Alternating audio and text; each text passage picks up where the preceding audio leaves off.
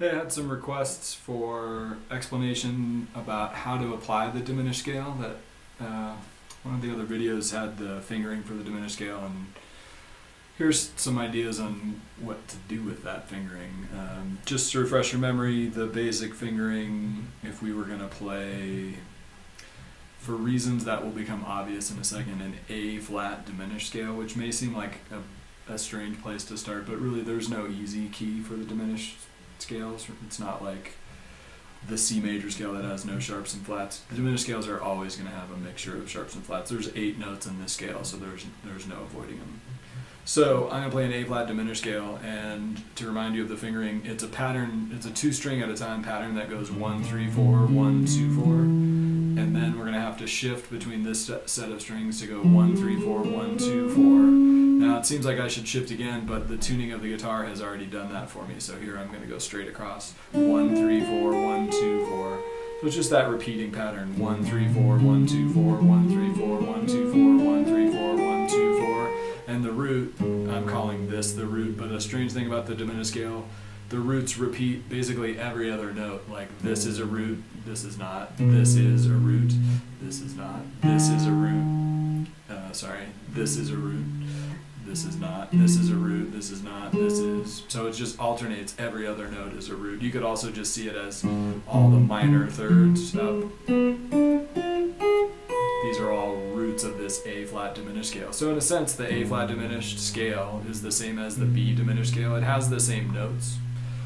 D diminished is the same, F diminished is the same, A-flat, B, D, F. You might want to just memorize that group of notes as one diminished key, maybe we could call it. So all of these key notes share common notes in their diminished scale. So if you named all these notes and then you went up here and played it on B, you would find those were all the same notes. D, those would all be the same notes. Of course, I'm starting at a different point, but the point is all those notes are exactly the same. So there's the fingering that we're going to work from. This A-flat diminished scale works over an A-flat diminished chord. Here's a common fingering, root on the 6th string. This is a drop 3 voicing, so it's got a little bit of spread to it. Now I can't remember, is that drop 2 or drop 3? I think it's drop 3. Yeah, this is drop 3. So A-flat, F, B, and D. And that's a nice one to know. I'm sort of barring here with my index finger. That's a good one to know because you often have use for these guys that have the root on the 6th string. So you might know a tune that goes, say, G major 7, A flat or G sharp diminished, to A minor, to maybe A sharp or B flat diminished, and then maybe B minor, E7, A minor, D7, so you get something.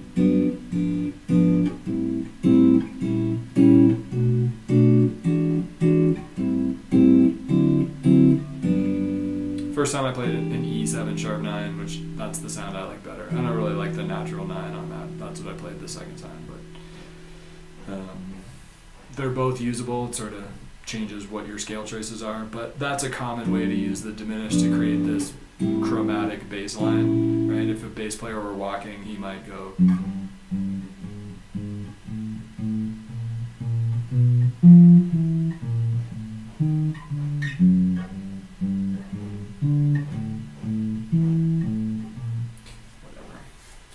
So that's one place you'll see this A-flat diminished chord, and you can actually solo on it just using the A-flat diminished scale. So I don't know if at this rate of harmonic motion where you've got 2 beats on each chord, it might be tough to sneak that in. So you might have to do something, you know, an arpeggio.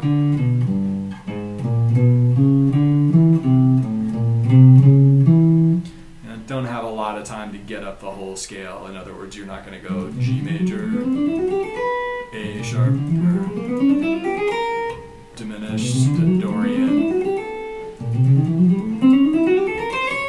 could, at a slower harmonic rate, you might be able to get away with that. But clearly, you're not going to have a lot of time if it's going 2 beats each. So that's one application of it.